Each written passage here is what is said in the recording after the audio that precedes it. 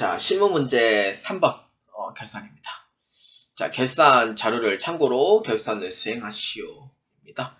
단 제시된 자료 외에는 없는 것으로 가정을 합니다.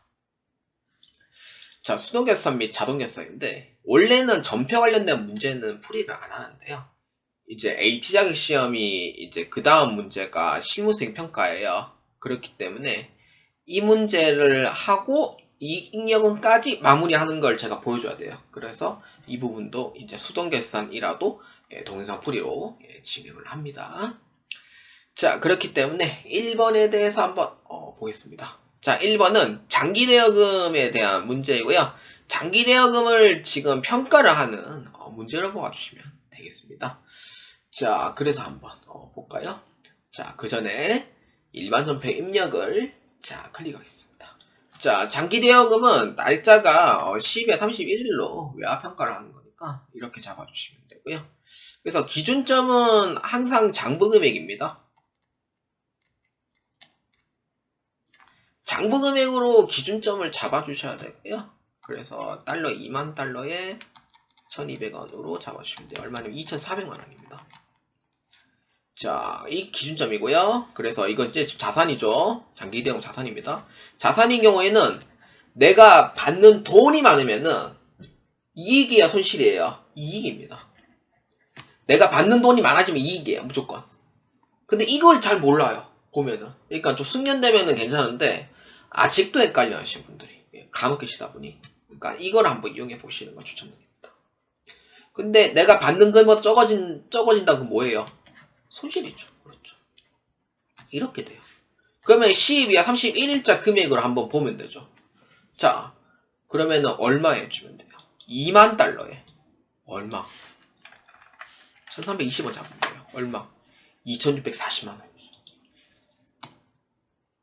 아, 잠깐만요. 이렇게 잡으면 돼요. 자, 그러면 장부금액보다 더 많이 받아요? 적게 받아요? 더 많이 받죠? 그럼 이익이야 손실이에요? 이익이 된다. 이거를 생각을 해줘야 돼.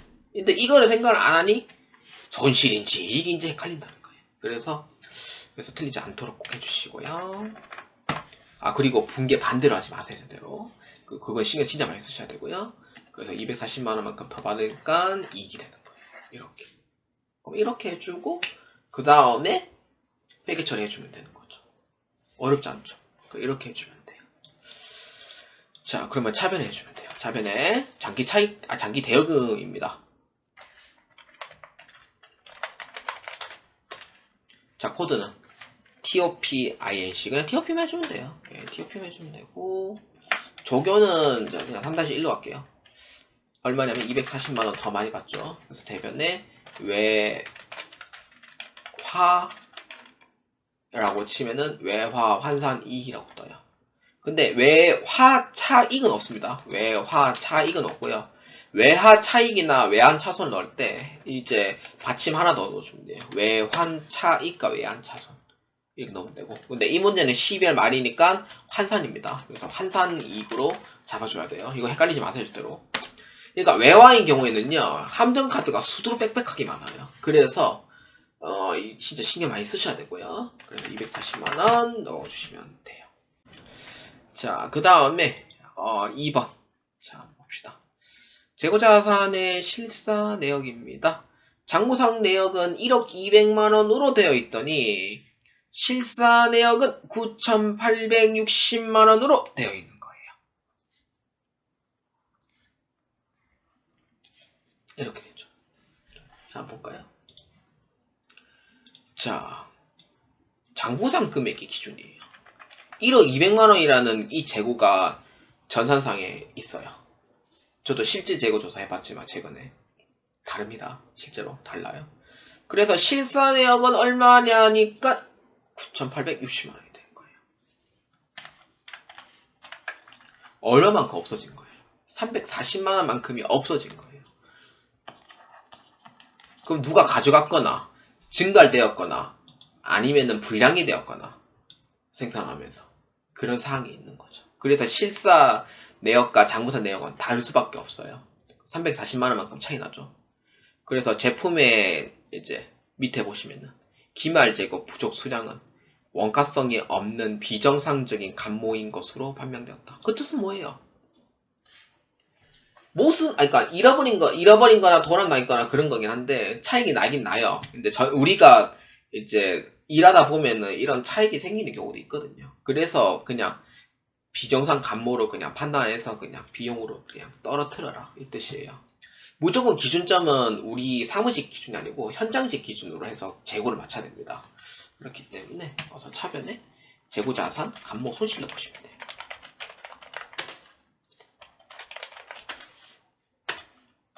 자, 거래처 넣으면 안 돼요. 엔터 치면은 이렇게 이제 나오거든요. 나오기 때문에. 그래서 이거를 그냥 화살표 키로 이렇게 해주면 돼요. 그러면 없어지고요. 3-2 잡으면 돼요. 340만. 그럼 대배는 뭐 들어가야 돼요? 있던 제품이 어디 갔어요? 없어졌잖아요. 그럼 뭐예요? 날라가는 거잖아요. 판매했어요? 안 했잖아요. 그래서 제품 넣어주는 거예요. 제품 매출과 제품은 엄연히 달라요. 이거는 이제 판매 목적의 재고를 없어진 거니까 제품에서 빼야 되는 거예요. 그래서 340만. 선생님. 그럼 뭐 남았어요? 그치. 타겟정 조교 8번 넣어야 되는 거죠. 저교에다가. 이거 넣어줘야 돼요. 이거 넣어줘야지 나중에 기말재고에게 맞게 들어갑니다. 이거 안 넣어주면 기말재고가 맞게 안 들어가요. 그럼 이렇게 해주면은 일반 전표는 끝난 거예요. 하나가 더 있죠. 뭐예요? 이거 기말재고에 쳐야 되죠. 어디에? 결산자료 입력에. 그렇죠. 결산자료 입력에. 자, 클릭을 해서 자, 날짜는 1에서 12월로 해주고, 이게 제품을 모르겠으면은요, 컨트롤 F4 누르고 제품 눌러주면 이렇게 찾을 수 있어요. 이렇게 기초 제품 재고에 타겟정 대책, 제품 평가 손실, 기말 제품 재고에 이렇게 있죠. 이렇게 해서 금액 넣어주면 돼요. 얼마? 9,860원. 그럼 이렇게 해주면 끝나요. 그럼 뭐예요? 이 끝이에요? 아니죠. 그럼 마지막에 전표 추가 눌러주시면 돼요. 이것까지 마무리가 돼야 돼요. 전표 추가 누르고 그 다음에 일반 전표에 자 클릭을 해서 12월 말일자에 이렇게 넣어주면 돼요. 이렇게 해야지 끝인 거예요. 장보의 마감은요, 이것까지 해줘야 모든 게 다 마감이 돼요. 그러면 끝나게 돼요. 끝나고 나머지 거는 이제 수정계산에가 넣어주면 되죠. 실무에서는. 그럼 이렇게가 그래 끝났어요. 자, 그 다음 마지막 이익잉여금 처분을 해줍니다. 자, 여러분들 이익잉여금 처분 계산에서 자 클릭합니다. 자, 데이터 불러오시겠습니까? 라고 하면은 아니요 눌러주시면 돼요. 자, 그러면 아니요 눌렀잖아요. 그래서 아니요 눌렀으면은 여기에 날짜를 2024년 2월 28일, 전기는 2023년 2월 28일을 잡아줘요. 이렇게 해서 전표 추가 눌러주시면 돼요. 그럼 일반 전표에 5건이 추가되었습니다. 라고 뜨고요. 그러고 나서 일반 전표 입력에 뭐 그냥 뜨는지 그냥 확인만 해요. 네, 이렇게 해줘야지 완전한 이제 그 장부 마감이 이제 딱 되기 전 단계가 되는 거죠. 그래서 이렇게 되는 거고, 그 다음에 재무상태표 자 클릭해서 12월 지금 이렇게 차익이 뜨잖아요. 근데 차익이 뜨는 이유가 지금 제가 잘못 넣었거든요. 8만원을. 그래서 이게 차익이 뜨면은 이 차익 문제를 해결해 주면 돼요.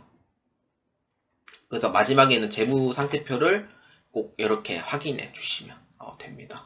자, 이렇게 해서 나중에 제가 이제 잘못 입력되어 있는 부분은 제가 해결하면 돼요. 문제 아마 1번에서 좀 잘못된 것 같은데, 그래서 한번 확인하고 그 다음 문제 한번 넘어가도록 하죠. 자, 그래서 이렇게 이제 차익이 뜨는 경우에는 이제 잘못된 부분을 확인해 주면 되는데, 확인해 보니까 금액은 다 맞게 했는데 아마 실무수행 평가를 하면서 아마 이 부분은 좀 찾아야 될 것 같습니다. 그래서 이 상태로 넘어가고 그 다음 실무수행 평가 때 한번 보도록 하겠습니다.